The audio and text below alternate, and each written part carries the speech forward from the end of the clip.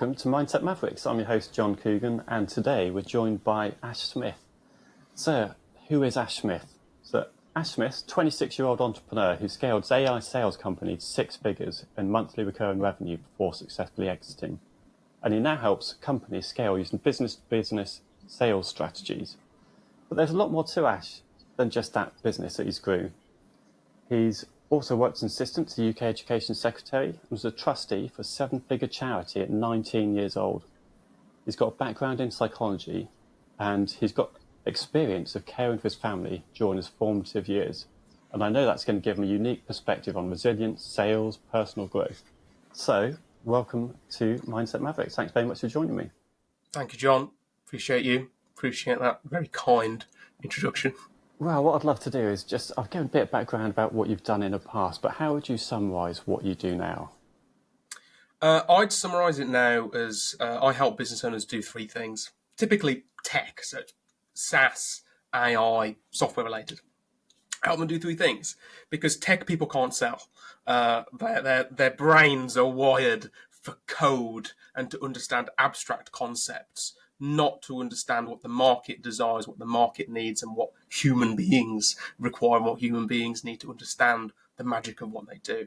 So, number 1, I help them with go-to-market. So go-to-market strategy, whatever, putting the outline in place for someone to then execute that structure. Second thing they do is if they want me to execute on the structure that I've made for them, I bring in either team, it can be a cold calling team, it can be a cold DM team, it could be whatever it is, with AI assisted components, typically looking at top of funnel. So we could bring in an AI which can do the first part of DM based conversations, or we could do an AI which then does a whole lot of pre-data collection for cold calling teams, stuff like that. And the third, and I think the funnest part of what I do, is B2B influencer marketing. So what that looks like is that I will then go on LinkedIn, I'll find these micro-influencers, I team up with them, it can be hundreds of them, and we can do 3-month campaigns around showing them the tech, showing them how it works on like a demo, or they can even use it for a very, very low price, and then they can create posts about it, and then we do revenue share based on the success of those posts. So we're reaching, millions of people doing engagement and things like that. And I find that the most fun because there isn't really a B2B influencer space on LinkedIn. I'm sort of making it as I go, which is equal parts fun as it is equal parts thoroughly irritating to know that no one else has done it before and you're sort of paving the way. So that's what I do for businesses, typically SaaS tech. Right now, I still help young men, young business people as much as I can as sort of a side thing. And I'm still very political. But that's the answer to your question, John. Okay, I'm just intrigued because you mentioned about the business and influence marketing on LinkedIn. It does seem to have lagged behind a lot of the other platforms. Have you got a theory as to why that's the case? Yeah, because LinkedIn shit is the answer to that question. If you think about TikTok, YouTube, these are the big platforms where the influencer space is quite big. It's B2C. B2C influencer space is massive. It's so big. And we've got people to thank for that, such as KSI, such as Logan Paul, it's big influencer people, right? But what's lagged behind is the B2B side of things. And you're now starting to see smaller influencers, such as What If Altist, for example, he's a great YouTuber that I really enjoy. He is doing more and more stuff that's around B2B sponsorships. But it hasn't come on LinkedIn. And I think it hasn't come on LinkedIn because the typical paradigm of influencers is go to a big influencer, hundreds of thousands, not millions of people that follow them, and get a sponsorship and then get them to post something about it. But how the LinkedIn algorithm works is that it works in a way which prioritizes relevance over popularity, which is the opposite of TikTok, opposite of YouTube. And I think that's why there hasn't been any traction. Because in order to make it work, you have to fundamentally reassess the whole influencer paradigm, which is what I'm trying to do.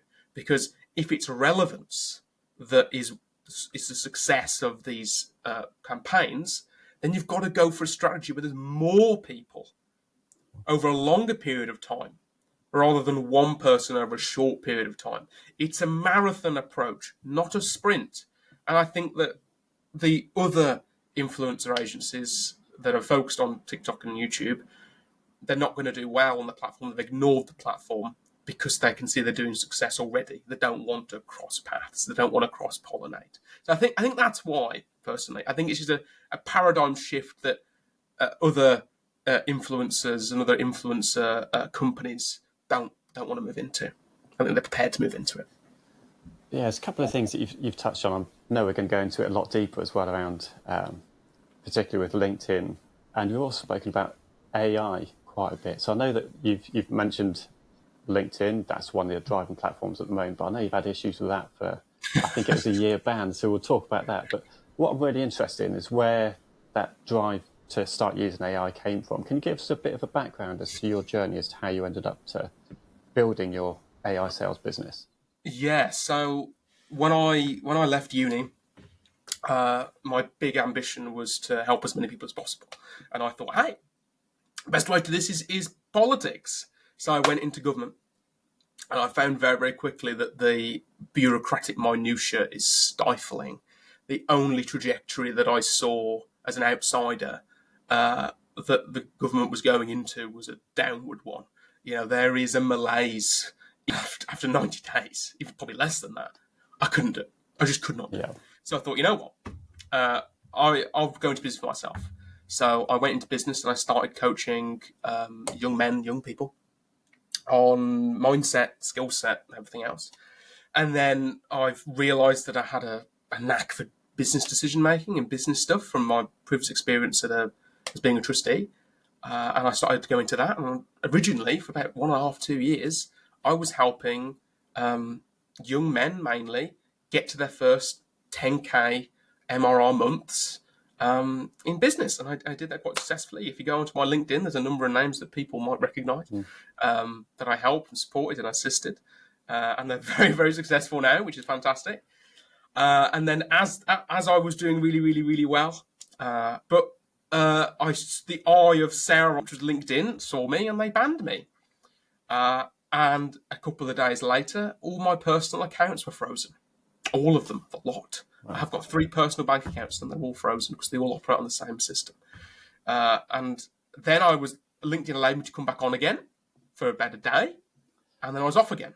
At the time, on LinkedIn, my name was just Ash. It wasn't Ashley Smith. My phone was Ashley Smith. It wasn't Ash S. No, it was just Ash. And they said, we have a feature which allows you to shorten your name to, your nickname and the last letter of your surname. I said, I can be Ash S, but I can't be Ash. Yes, that's correct, yes. You've banned me for my name, just for one letter. Yes, that's right. Obviously, I was freaking out. I had to borrow money from friends to keep on going. I had direct debits that just weren't going out because, when your banks are locked down, they're locked down. Nothing is going in or out. Fortunately, I had my business accounts that were unaffected because it's the business. But all my stuff was frozen. And it was frozen for 14 working days. 3 weeks. Yeah. And in this time, I realised that I cannot carry on. I cannot do it alone. I cannot play small. I have to play big. Bigger the better. And that's when I thought, you know what? I've got all this skill set. I've got all this knowledge. I know how to build a business. Where is the wind blowing? So in the middle of 2022, I decided, let's try something with AI. Let's try something with AI. I made a bet. And that bet was AI is soon going to take off. Unfortunately, it did pay off. But it was fucking hard. I knew nothing about AI at all. And I had to circumvent a lot of challenges just at the very beginning to start off with, So that's the run-up. Yeah, that was one of my questions. I know you just said yourself there you didn't know anything about AI at that point. So how do you actually go about starting a business in something when you don't know what it is? What I did was quite unconventional. I made a decision that I didn't have the time to learn about code and AI. I didn't have the time to do it. I was, I had an amount of cash that was available to me I didn't have any paying clients effectively because I couldn't use LinkedIn to generate more. And I thought, you know what, I will partner with a AI expert and I will see what they're about. And what I discovered was that there was a number of AI experts, there's loads of them, with loads and loads of interesting pieces of technology, a lot less than what there is now, even 2 years ago. And I found one, and they could not sell the technology very well at all. They were selling it for, let's say, $3,000 a month, and they were selling it to plumbers, builders, and we started doing the same thing. And we recognised that, hold on a minute, they're missing a trick here. We discovered that actually, if we re-niched, if we went down to a different kind of demographic, marketeers that are in cannabis, that are in American-based cannabis, CBD, vaping, anything like that, they can only use SEO. That's it. They can't use paid advertising. They can't do anything like that. Yeah. So what we had was a different way in which they could get, hundreds and hundreds of new clients. So instead of charging $3,000, we started to charge 7, and then 11, and then 14, and then we at one point we got all the way up to $30,000 a month plus a revenue share. Was what we were doing there because we recognised what we could do. That took time. That took us 9 months to reach that place to figure all that out. But as soon as we found something that worked, our first sale I think was in February of 2023, and I think we hit our first six-figure monthly recurring amount 6 months after that point. So once we niched down and once we found a vision, we just carried on moving with it all the way through. Yeah, it's pretty rapid growth. And did that speed of growth cause you any particular challenges? Tons. I was working 18-hour days constantly. Fortunately, I had a fantastic business partner. His name's James Bennett. I owe everything to James. I won't go into the story now, but I owe everything to him. He was ex-Oracle, like senior salesperson. He'd closed over $2 billion worth of revenue in his career. So I had James as my anchor, who I could rely on, who I could trust to help me with anything that I was struggling with. And what he was really good at was structure. What I was really good at was energy and being that guy who sort of put the energy into these things to make it work. Things don't just happen, right? You need someone with vision, with willpower to make them happen and to bring them into the world. James was sort of in retirement years, so he was able to bring structure and expertise. I was, 24? So I had energy and vision and will, and I willed it into being, and we made a fantastic team. So managing a team of 7 people, then managing a team of 12 people, then managing a team of 30 people was a roller coaster in and of itself. Figuring out the messaging so that it made sense in a 10-second phone call was a challenge. Going through gatekeepers and knowing what to say to a gatekeeper at a different time was a challenge. The learning that we had to be done for every single time we had a cohort of new cold callers was a challenge.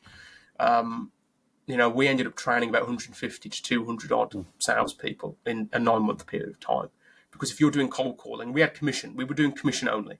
So we were doing commission only. We were doing 10% reoccurring commission. So if we were selling for $30,000, that is really good commission for a salesperson. And we were doing all the training with them. We were doing all the support with them. Another challenge that we had was finding a dialer. Finding a dialer which could scale with us was much larger of a challenge than what we thought it was going to be. And even then, it was difficult. So tons and tons of challenges, tons and tons of things that we had to overcome to make that happen. Let alone the personal challenges. I had times when I hadn't slept for more than 5 hours in about 6 or 7 weeks. And I had times where James sat me down on Zoom and he said, "You are not working today. You're going to sleep." Yeah. But, no, I'm fine. No. You are going to sleep. I will handle it. Go to bed. That's great to have that balance as well with a co-founder. So that's Yeah. do often see that as the case as well. One person who's much more kind of operations based, and somebody else who is that visionary, the one who's going to push the boundaries and like I say, provide that energy. Yeah. And you So need both. yeah, and in terms of having that much staff, did you have physical premises or was it remote working? How did the structure of the business look like during this period? It was all remote. All remote. We had people that were dialing from Australia, Thailand. We had one guy, I think, who was in Algeria. A couple in Bulgaria, Europe, America, the UK. We had people everywhere, Yeah, that were doing it. So we could operate. It was all American market, but we could operate in every single time zone in the States because we have that many people dialing. We were doing 3,000 cold dials a day, and that was just. Before that, we were scraping Google Maps, looking for looking for stores in America on Google Maps. We did loads of things to get for leads, and because because it was all remote, the biggest problem that we had was lead flow. Was ensuring that we constantly had the ability to dial and to make calls. That was so tough. That was so tough. And I didn't want to reduce the number of people that we had. I didn't want to go down the route of like a hyper elite team of like 7 people. I wanted big. And the reason I wanted big was because of the ideas and the sort of energy which was in the room or in these Zoom rooms that was being, moved and sort of and pushed and funneled and put into place.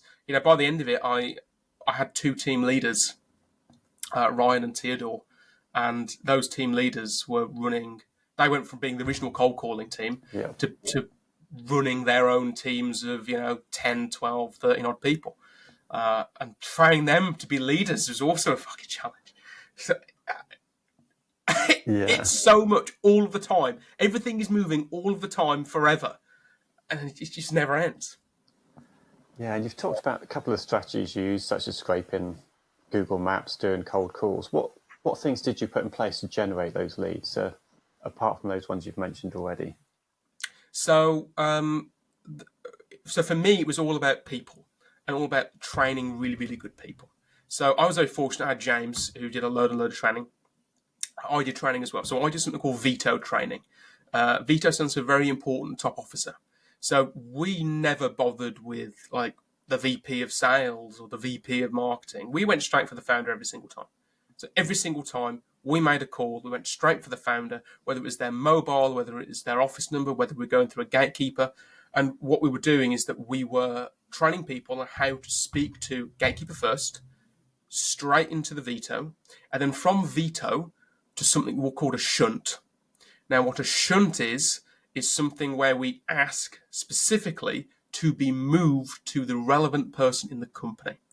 So we would explain what it was in like a 10-second, here's what's relevant to you. I wouldn't even say a pitch, it's 10 seconds, here's what's relevant to you. We'd then say, I'd love it if you could move me to John, head of marketing. And the reason we asked for that was because if you're imagining that John is extremely busy and he's getting hundreds of emails a day, well, what email is he going to prioritize? One's coming from people that are trying to sell to him, one's coming from people that he's in charge of, or the 1 or 2 emails a day that comes from his boss. Yeah, it's a no-brainer.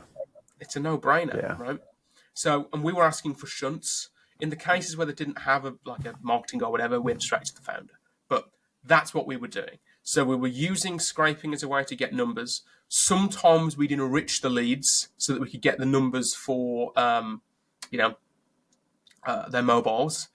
Then at that point, we were going straight to the veto, very important to officer, and then asking for a shunt. That's effectively all that we did. We didn't do any kind of we didn't do any DM cold outbound. We didn't do any email outbound. We did nothing like that. It was just cold calling, and we were doing thousands of calls per day. I think at our height, we were booking something like 70 to 100 cold calls, 70 to 100 warm meetings a month in that way towards the end of what we were doing.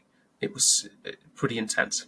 yeah. There's quite a lot already. Just in the short time we've been speaking, that confidence comes through from, like I say, being a trustee of a charity to starting your own business, doing these cold calls to top peoples and companies. Where do you think that confidence came from in the beginning? Necessity. So, as you know, my background was being a carer. So, my mum has got epilepsy and she's got a number of things that's wrong with her. She's still with us, but she's still very poorly. And when I was 13, she broke up with her boyfriend at the time, who was living with us in like a council flat. She's on benefits, she's never really worked a big job. She's never been able to. And at 13, I was thrust into this primary carer position for her for when she has a seizure. And when, I don't know if you've ever seen someone seize, I know that your background is police, but I don't know if you've ever seen someone seize. It's horrifying. It's absolutely terrifying. And it's even worse when it's someone that you deeply care for, when you deeply, deeply love. And in that moment, in that time, you can either be utterly petrified, or you can take control of the situation. You can potentially save their life. Move all of the heavy objects out of their area in case they start smashing themselves to bits with these different things, And then when you stop sitting, you put them in a career position. At 13 years old, I was put in charge of my mum's life when she has these episodes. It's a huge responsibility, especially at that age. Yeah. So, you asked me, where's the confidence come from? It comes from knowing that if I didn't act, someone would die. So when you compare that to business, no one's going to die, right? What's the worst thing that's possibly going to happen? You have an argument with somebody, you tell someone that they're shit, and you fire them. They're going to recover. They'll be fine. They'll move on. But if someone is going to, possibly die from a mistake or from something you're doing, it puts things into perspective. So that's where it comes from, I think, anyway. And do you think there's you other kind of qualities? It's fight, flight, or freeze, right? And I think that you learn that and develop your reactions to certain events as you grow and as you age, and your experiences that you have. And some people just aren't cut out for a leadership position because of their reaction in highly stressful events. I don't know, wouldn't have been too long after that, you went on to study psychology. What was the reason for choosing that as a path? So I started studying psychology at 18 for uni. There's a joke that psychology students tell each other, which is there's two reasons why a person studies psychology. First one is to figure out why their family's so fucked up. Second reason is to figure out why they're so fucked up. And the game you play is figuring out who's who in the lecture hall, right? And the people who are the most put together come to study both. Yeah. Because they recognise that actually it's a continuous cycle of fucking up that you want to figure out. So for me, I studied psychology because I recognised in myself that the things that I'd been through had created traumatic experiences which had fueled me in a way, which had educated me in a way, and I wanted to understand what they were and why they were, And I also wanted to understand more about my mother and more about my family dynamic and everything else, because, if you're epileptic and you've never actually had experience in the real world, your way in which you see people and your emotional state is very, very different towards normal human beings. My mum still was and is a highly emotional individual, and she struggles with long-term sort of friendships and relationships because of that. And it's been a struggle on my relationship with her. I'm not as close to my mum as what a normal person would be because of the strain that her personality puts on the people around her. I'm there for her when she needs me, but other than that, it's very, very difficult for anybody to have, close ties to her in that way. It's tough. It's very difficult. Yeah. And I think one of the things that I questioned myself when we started talking was how you were able to coach people at such a young age around mindset. And I think that's kind of explained a lot of the reason how and why I haven't experienced those caring for your mum and some of those pressures that not many people would have had, especially at that age. My family was very big on tough love. They gave me kindness and they gave me a place to feel loved and cared for. But sorry, Ash, there isn't time. They call me Ashley, not Ash. Sorry, Ashley, there isn't time for you to be, screwing around when your mum is seriously ill. There isn't time for you to be considering, always the different fluffy things when we've got bigger problems and bigger issues that we're having to deal with that we have to address. There's more important things. Sure, feel how you feel, but when you felt how you felt, come back downstairs and actually come and deal with the things that we're dealing with.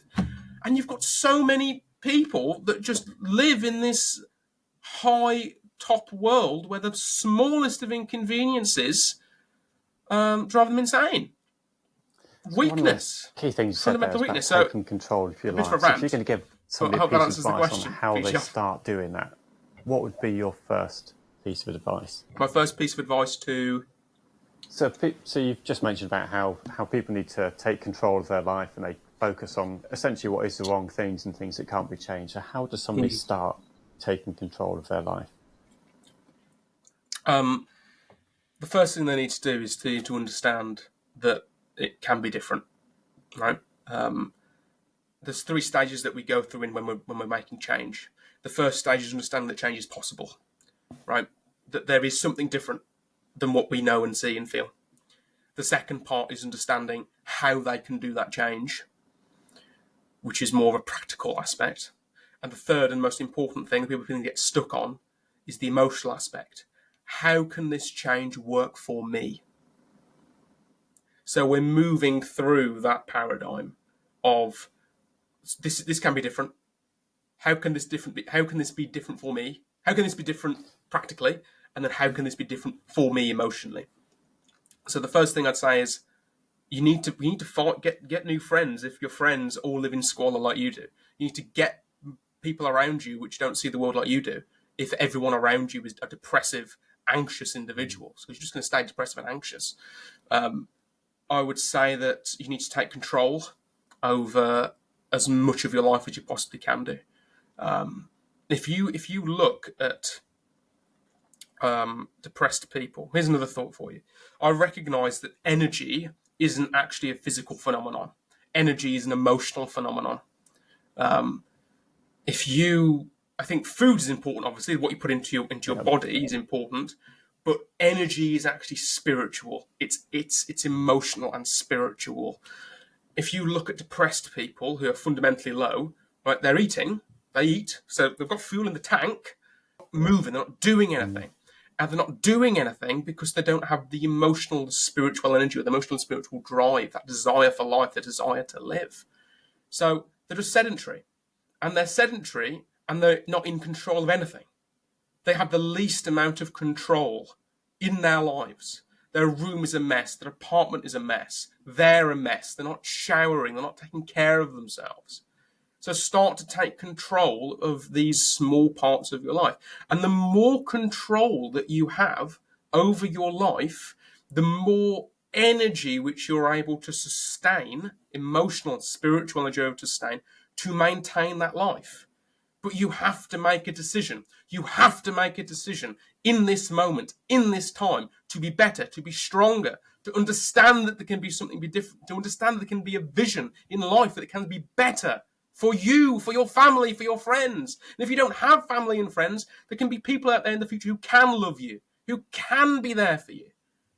And if they don't exist, you've got to imagine them. You have to imagine that they're going to be patting you back. You've got to imagine that they're going to be saying to you, you can do it, Bill. You can do it, John. You can do it.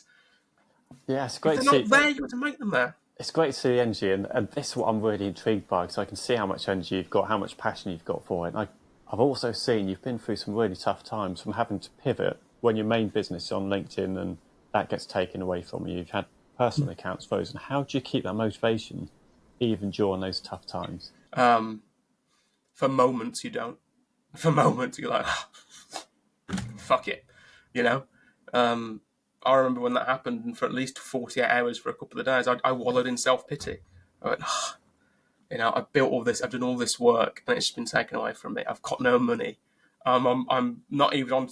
I'm not back to square one. I'm like on square minus 20. And that's what my thinking was. And I played some video games, distracted myself. I ate like shit with the cash that I had available to me, which was very stupid at the time. And I just wallowed. But I didn't keep wallowing.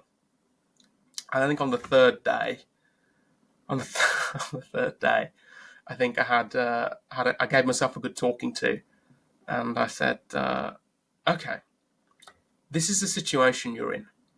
You've been banned off this. You haven't got any money in your accounts, but it will pass. It will pass, right?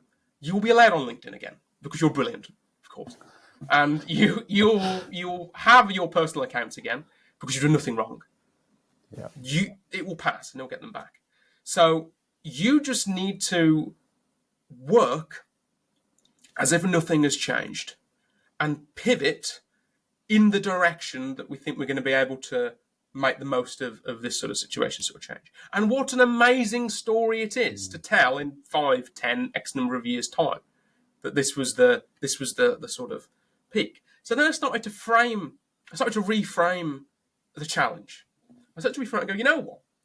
Previously, I'd built this business, and I felt a little bit of shame because I had an inheritance, and I thought that I don't deserve this inheritance. I'd taken care of my grandparents. I wish they were still here. I didn't wish I had this. I want them. I want them back. And that was shame that I kept with me for a very long time. And then I thought, hold on a minute, all my personal accounts are frozen. I can never possibly say now, ever again, that, I had this amount of money. I've got no money. I've got nothing. Yeah. Let's see what I can do now. Let's see what I can do with this opportunity. Let's see what I can do with nothing except for my intelligence and my drive. Let's see what I can do. And that kept me going, this sort of voice that kept saying, let's see what we can do. Yeah. Let's see what we can manage. Let's see what we can build. Create your own story. Yeah. Yeah. Yeah. And that kept me going. And I think you used one of my favourite phrases, which was, "This too shall pass." Yeah. And I think that's great, whatever it is. And I think that's the good times and the bad times, whatever it is, it's only going to be for a limited period. Yeah. And that's actually quite empowering, though, knowing things can change. They're going to change. And that's just what life's about. Yeah. And they did change. It did change, yeah. And there's a TV show I watched recently called Succession. I love Succession. And the main guy, I can't remember his name now, the old man, my favourite quote from him is, "Everything is moving all of the time, forever." Yeah. I had to pause the show, like, oh my God. That's just it. Yeah, that's it. Yeah. That no more needs to be said. That's just it. And you're just going to roll with it. And do the best you can. So as we said, it did change. You set up your business that was going successful. You're doing 100,000 monthly recurring revenue. Yeah. So what was it that made you ultimately decide to leave that business? When we first started selling this tech, and we had a number of sort of partners. So we weren't just selling the tech. We were selling services for like waste disposal. We were selling marketing services. We were doing all kinds of different things. Because we had the people. Yeah. So we could use them in a variety of ways. For a short period of time, we were doing stuff around Eco4. Eco4, which was a government scheme for renewable energy. We had callers on that too. And at the very beginning, when we were selling this technology, what it did was that it allowed the production of hundreds of thousands of websites, which all put SEO juice onto one main site, which would be the client site, to produce more visitors. Because the environment was changing so rapidly, the tech had to evolve and change with the environment. So, 5-6 months into this, our original customers weren't getting the service that they paid for at the start. It was changing rapidly. And the distribution agreement that we had with our partner, we had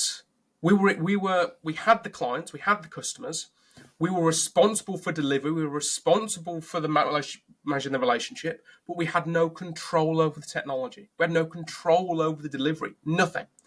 So we saw that if we carry on as we are, we're going to get customers that are going to ask us, why is it changing? What's going on with it? And we were in no position in any way, shape or form to be the people to change the technology for them. And we were in this very awkward middleman position. So James and I had a conversation and we decided that the best thing for them, for the customers, would be if they had a direct relationship with the person doing the technology rather than with us. So we ended up selling off our clients to the technology person, our partner, and we then exited outwards. And we made that decision because how we structured our partnership and our relationship just meant that we were in a very weak position strategically. All it took was for one domino to fall and the entire thing would collapse because of how it was structured. So my biggest takeaway from that whole experience, and it was a lucrative experience, my biggest takeaway from that experience was that to ensure always and forever that if ever you're doing a distribution agreement, which is what we did, to ensure that the tech partner is always responsible, and it's direct, and that's in contract, always responsible for the delivery. We are just middlemen people that connect the two together. And we tried to be more than that without considering what that really looks like, further on down the road. And that was I wouldn't say a mistake, but it was something that we've definitely learned from. Yeah, and I do see a lot, particularly now, of white labelling SaaS products. Yeah. And I think you hit the nail on the head then. It's just not having control over the product you're essentially selling. So, it's definitely a worthwhile lesson to learn. So in terms of how sales are progressing for the future, where do you see the future of business sales now? So I have this conversation with people a lot. If you are in B2C sales, so if you are like a call center or you're calling off like the likes of Vodafone or BT or your utilities, in the next 5 years, let's say 10, you will be replaced with an AI. 100%. I have no doubt in my mind you're replaced by an AI who's able to do your job. You might have a small select team of people who do stuff at the end, to ensure that things go through properly, but you'll be replaced by AI. In terms of B2B, I think that top of funnel activities will be replaced via AI within the next 2 to 5 years. We're already seeing it. We're already seeing it with chatbots. We're already seeing it in terms of cold calling. We're seeing it everywhere. It's happening. I think that B2B sales are going to stay human-centric for the most part, because you want that human-to-human relationship, you want that human-to-human interaction, especially if you're selling complex solutions. I think if you want to stay in sales, you're going to go and sell more and more and more complex solutions. I think that the simpler the solution that you're selling, the more chance you are of being replaced by an AI tool or an AI system.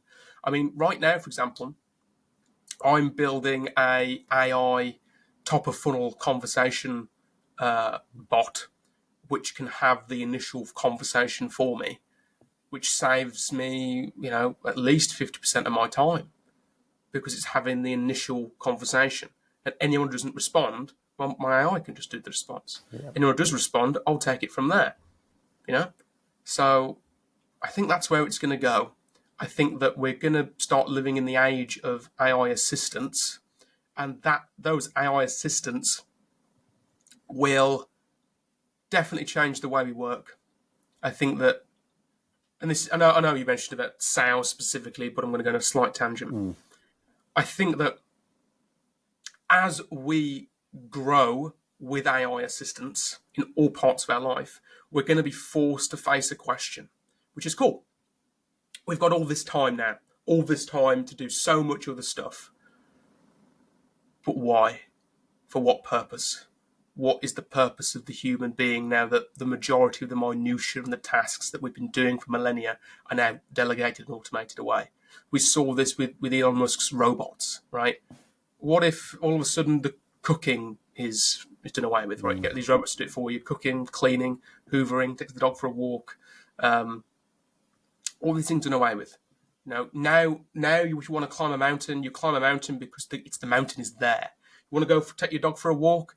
You take the dog for a walk because you want to escape this peace that you want to get from that experience. I think we're all going to start living so much more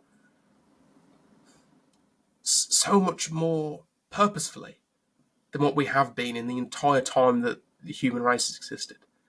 Or, that's my utopian view. Dystopic view, where all of this free time is going to be taken up via entertainment and via consumerism, and that actually we're going to fall deeper and deeper into a consumeristic dystopian view where our entire life is tailored and controlled for dopamine-inducing entertainment devices that we have around us at all times. I don't know where we're going to go.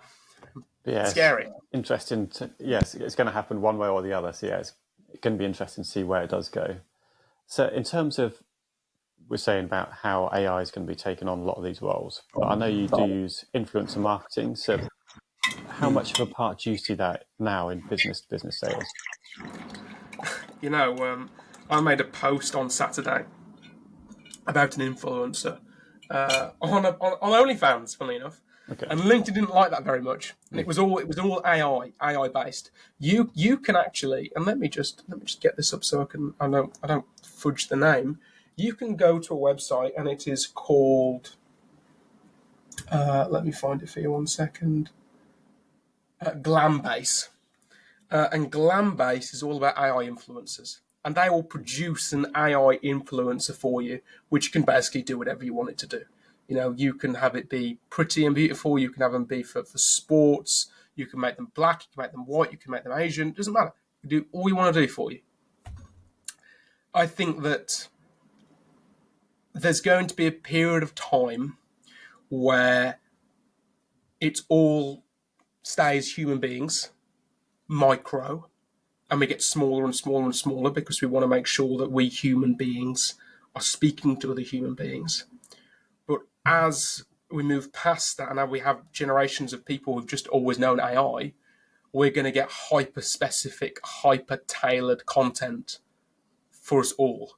So you won't just see the content feed of people that you want to watch. You will get personalized content created via AI for John, for Ash. And we won't just have an echo chamber. We will have an echo hole just for us to be in it. I think that we may even stop having shared human experience. I think, we might not even have movies as we know them, right? We might suddenly get a hyper-personalized, tailored film from Netflix based off of our 10 years worth of watch history and what we've seemed to have enjoyed most. And that is the John Coogan movie action film that he really loves. The Ash Smith historical flick with Crusade. I think we're going to get that. I think we're going to move there within our lifetime, and it's going to be a terrifying place to be. But also it could be an extremely liberating place to be. Because when have we ever had that? Ever. Yeah, the speed of growth for AI is just incomprehensible, really. So I know one of the things you talked about before is how AI knowing too much about AI can actually get in the way of using it or selling it. What's your perspective on that? The reason why tech people find it very difficult to sell their own tech is because they know so much about it that they get bogged down in the features, benefits, and minutiae of the technology itself. Whereas I'm a salesperson, I'm not a tech person. So I'm very limited into what I care about. I care about what this thing can do for ICP to solve X problem. And that's all I care about. So anything else that strays away from that point, I'm not interested in it. Right? It's exactly the same premise with technology. Right? Exactly the same. Right? They want to tell you about everything this thing can possibly imaginably do and all the wonderful things it can do in the future. I don't care. I just want to know about this, this, and this to explain it to me. So it doesn't just can get in the way. It does get in the way, and it gets in the way of getting investment. It gets in the way of getting sales. It gets in the way of developing for future ICP. It gets in the way massively, and that's not even to mention the terminology difference, the terminology gap that an average person or average business owner is going to experience when they're talking to a tech person. So that's why I believe it fundamentally gets in the way. And that's why I try and stay away from understanding how the technology works and focus on how is it going to have an impact? What's the bigger impact it's going to have? And by doing that, I get more sales. We're just starting to touch on this kind of psychology of selling and getting to the point of just solving that customer's needs. If you were to give some advice around strategies for selling, what would they be if you got a top tip for selling? Always think about the relationship over the sale. Always. I've said this before and I'm going to say it again. The best salespeople are farmers. They're not hunters. Farmers have fields. It's agricultural. And they understand that each field has specialties. It has sort of different kinds of oxidizations, different kinds of fertilizer in the ground. And a different crop will do better in each one of those fields. It might be that they plant the autumn potatoes or the winter wheat or whatever it is that they're doing. And they know that if they take care of those fields, at certain times they will come into harvest. That is the attitude of hyper-successful salespeople.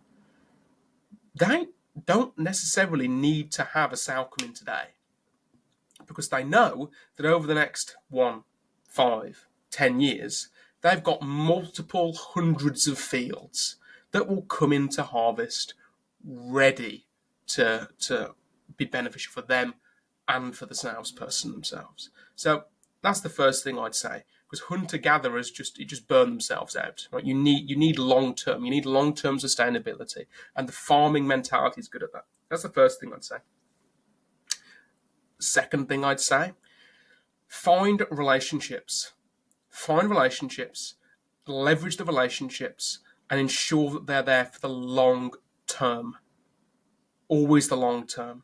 You want to play long-term games with long-term people, right? Because if you're a salesperson under the age of 35, right, you're probably going to be doing this for at least another 40 years.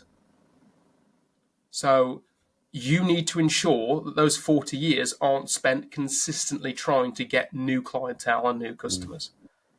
Instead, no matter what it is you do, no matter where it is that you go, you will have the same kinds of people in your network which you can rely upon and draw upon. Because if you can do that, it doesn't matter what it is you do. It doesn't matter what it is you're selling, because you've got the relationships and the trust is already built there. That's what matters. If you look at director level people, one of the criteria they're looking for is, are you going to bring your network with you? That's what's more important. Yeah. So start building that up early as you possibly can do. And that becomes your unique selling point as a salesperson, wherever you go, whatever you do. Yeah, no, I love that. Love that analogy you've given about the different fields and the crops. And like I say, people buy from people. And it is getting that recurring, as you did with the AI sales, recurring monthly revenues. It's just making sure you've got that repeat customers and people coming back. In terms of different tactics of sales, we've spoken about a number on this conversation already, whether it is influencer marketing, SEO, cold calls. If for a lot of new businesses, they haven't got much of a team, they haven't got much marketing budget, what area would you suggest they focus on? Well, firstly, I'd ask them a question. I'd say, do you know who your ICP is? And if they're in business, I should say, yes, we know where our ICP is. Okay, good. Where do they spend their time? On what platform do they spend their time? Is it on LinkedIn? Is it on Facebook? Is it on Instagram? Is it on Twitter? Is it on TikTok? Where do they spend their time? Let's say they spend their time on Facebook. Cool. First things first, go to Facebook. You need to spend your time on Facebook. This is really simple stuff. Right? It's not nothing complicated. Go to Facebook. Once you are on Facebook, go and find groups where these people are and join those groups. Once you've done that, start to post in those groups and start to message people in those groups and start to have conversations with them. None of this costs money. It is just costs time. And if you're just starting out, time is what you should have. And you should be doing this anyway, even if you have got money, because you've got to find ways of getting started and figuring this stuff out. You can't automate anything until you know how it fundamentally works and how it fundamentally functions, right? So, and you can rinse and repeat that process no matter what platform a person is on.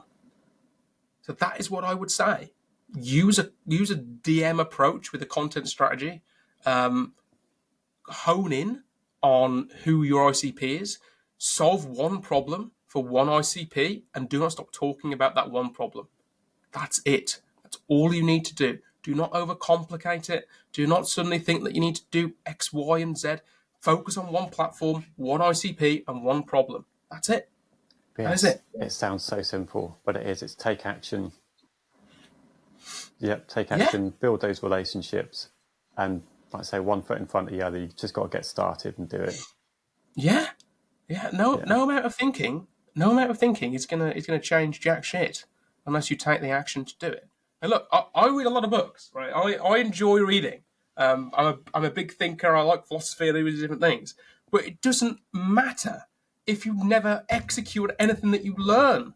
It doesn't matter. You've got to be able to execute, even if it's executing poorly. You will execute poorly at the start. You won't know what to do.